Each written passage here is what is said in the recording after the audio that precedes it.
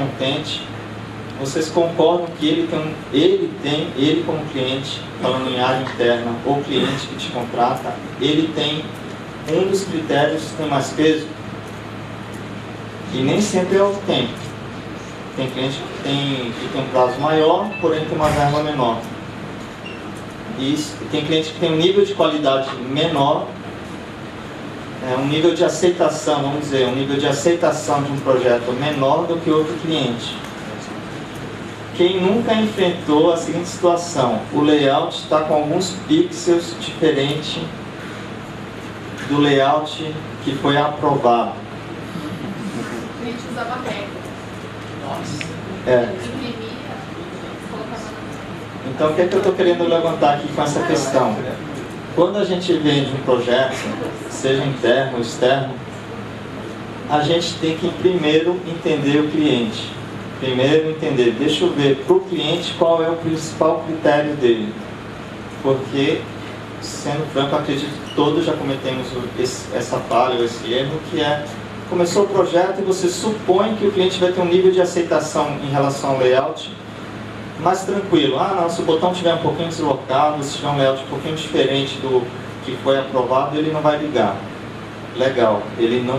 Aí você descobre que ele quer exatamente como foi o layout. Na minha opinião, isso é um dos... Aí a gente questiona: o problema é com o cliente ou é conosco? Eu acho que a gente tem que sempre avaliar, porque isso impacta diretamente no orçamento. E se o cliente sabe disso, antes de aprovar, ele pode sim tomar uma decisão dele de diminuir um pouco o critério de aceitação. Lembre-se que diminuir um pouco não quer dizer diminuir a qualidade, mas muitas vezes o cliente ele quer o botão em tal posição porque ele quer, não porque o visitante do site, que na verdade é o cliente dele, vai se importar com isso. Então, quando a gente fala de template, eu quero deixar muito claro essa questão, que template customizado não quer dizer um template feito do zero. Template customizado quer dizer um template que atenda aos requisitos de arquitetura de navegação do usuário final e, ao mesmo tempo atenda aos critérios de identidade de marca, porque dependendo do grau da marca da empresa, do porte da empresa, ela realmente precisa de um template customizado em termos gráficos. Agora, se esse template ele vai ter como base um template pago, gratuito ou não, ou se ele vai ser feito exatamente do zero, isso daí é uma questão de decisão do desenvolvedor. Então acho que a gente não pode nem ao céu, nem 0, nem 80. A gente não pode partir sempre de customizado e nem sempre também tem que tomar como base templates pagos. Acho que tem que ser um critério de decisão junto com o próprio cliente. Pode deixar isso. Foco nas colmeias. Eu peguei essa ideia do encontro da Local Web. Quem foi no encontro da Local Web? Eu sei que quando fala de Local Web para desenvolvedor, o pessoal já torce o nariz, né? Mas o fato é o seguinte, na Local Web o César Paz da G2 comentou de colmeias, aí eu pesquei essa ideia. Quando vocês desenvolvem sites, hoje em dia, vamos supor o seguinte, o próprio Daniel comentou de uma área interna. Muitas vezes a gente foca numa coisa que é muito pequena. Às vezes a gente olha assim, vou resolver o site de um departamento e não olha a empresa como um todo. Eu vou fazer um site, uma área que eu acho muito barata, franquia. Quem de vocês já viu alguma franquia ter dentro do manual de identidade de comunicação um padrão de internet, de web? Alguém já viu isso? Alguém me avisa porque eu não conheço. Toda franquia tem um padrão de identidade visual, certo?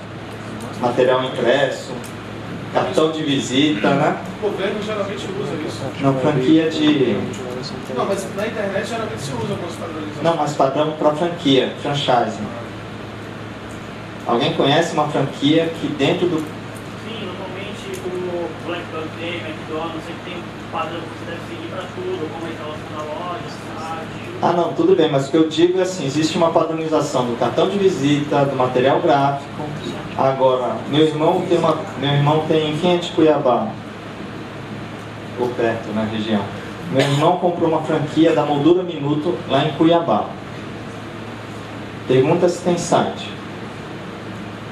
Não tem site. Por quê? Site não é importante, né? Quer dizer, tem toda a padronização visual da loja. Lembra o lado esquerdo e o lado direito? Cartão de visita. Agora, o que a gente vê nesse mercado? E por que eu estou falando foco nas colmeias? Porque muitas vezes você vai pegar um projeto, agora falando de quem trabalha como produtora de sites, quem agência, né? Tá vendo? A gente se pega cometendo os erros que a gente mesmo prega, a gente fica no modelo antigo. Uma agência de web, uma agência que está atendendo alguém no projeto de comunicação web do cliente. Aí você fala, nossa, eu vou fazer o site da franquia de uma escola de idiomas. Legal, mas se a gente está falando de idioma, está falando de template, está falando de padrão, por que eu vou vender um projeto para uma unidade se eu posso tentar esse mesmo projeto para a matriz? E aí a gente tem as dificuldades, mas aí o trabalho nosso é enfrentar essas dificuldades, é vender o projeto para a colmeia, ou seja, eu vendo para o franqueador, ele que tem o poder de decisão maior. Então aqui alguns exemplos, você teria, por exemplo, sites internacionais, que tem vários países, por que cada país tem que fazer um site? Vamos criar um template, vamos usar para todos os sites. Franquia já tem uma estrutura de treinamento. Por que cada franqueado tem que se virar para fazer o seu site? Por que não ter um site modelo, padrão, idioma, lógico, e que isso possa ser replicado para as franquias? ONGs, a gente tem um case, cadê o Ricardo da Noix? Tem um case bem interessante da Aldeias Infantis, que não sei quem conhece Aldeias Infantis SOS. Alguém conhece? Nossa, vocês estão mal informados. Mas a Aldeias Infantis SOS é uma ONG, uma organização não governamental que existe em mais de 100 países e existem em vários estados brasileiros, unidades da Aldeias. Acho que ano passado, né, Ricardo? Eu fiz um trabalho com eles de consultoria e eles tinham uma empresa fazendo gratuitamente o site. Uma empresa fazendo gratuitamente o site. Sabe quem estava desenvolvendo o site? Um desenvolvedor, eu não vou falar o nome da empresa por questões éticas, mas era um desenvolvedor que estava alocado e no tempo livre ele estava desenvolvendo algum sistema para gerenciar a área de notícias. Bom, resumo da ópera. A Noix, eu apresentei a Noix para Aldeias Infantis e foi feito um site usando, baseado no template do Joomla, em Joomla. Agora, o que eu quero dizer é, ONGs poderiam também trocar essas informações. Se uma ONG resolver um problema aqui no Brasil em Joomla, por que não compartilhar? Então acho que nós como desenvolvedores a gente tem que incentivar, no caso de ONGs, a que elas compartilhem. Por que será que eu tenho que fazer um site de uma ONG que tem vários países? Será que não tem alguém que já fez em Joomla para a gente também trocar informações? Isso daí faz parte da divulgação do Joomla, porque se uma ONG tem um site em Joomla, naturalmente a gente tem uma divulgação maior também da ferramenta.